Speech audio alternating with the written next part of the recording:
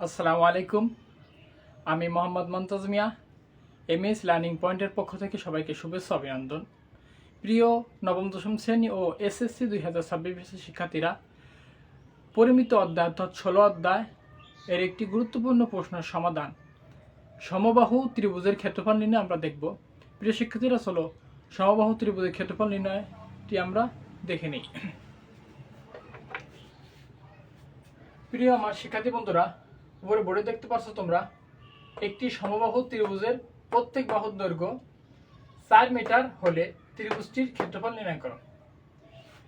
এখন আসো, সমবাহু ত্রিভুজ কাকে বলে বা সমবাহু ত্রিভুজ কি? তিনটি রেখাংশ দ্বারা আবদ্ধ ক্ষেত্র হলো ত্রিভুজ।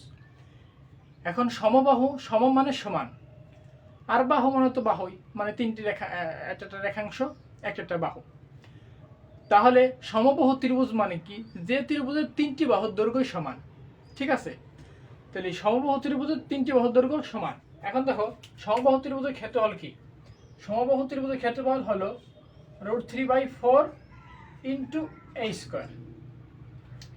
এই জায়গা এ দ্বারা আমরা মিন করে বা বোঝায় বাহুর দৈর্ঘ্য। ঠিক আছে, তো চলো আমরা সমাধানটি দেখে নিই।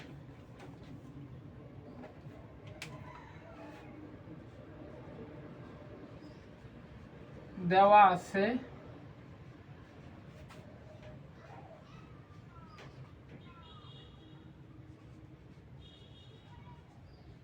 সমবাহু ত্রিভুজের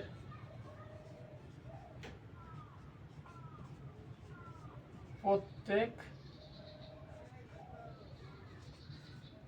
বাহুর দৈর্ঘ্য, আমরা বাহুর দৈর্ঘ্য ধরে নিলাম 4 মিটার। তাহলে দেখো, আমরা জানি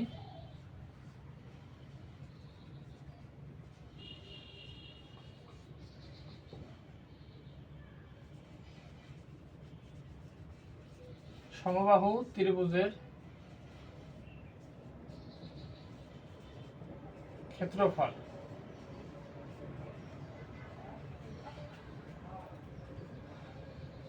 √3/4 ইন্টু a স্কয়ার।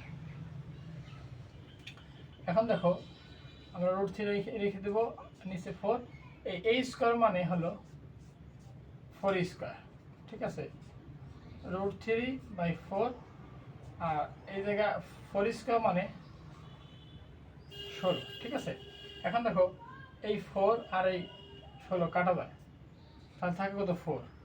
ঠিক আছে, তাহলে এই 4 উপরে গুণ হবে 4 √3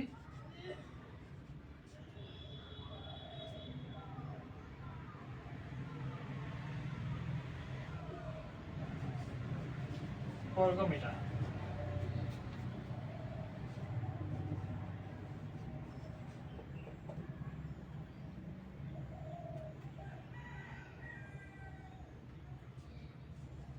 ক্ষেত্রফল 4√3 বর্গ মিটার। প্রিয় শিক্ষার্থীরা, আশা করি তোমরা সকলেই বুঝতে পারছো। আসসালামু আলাইকুম।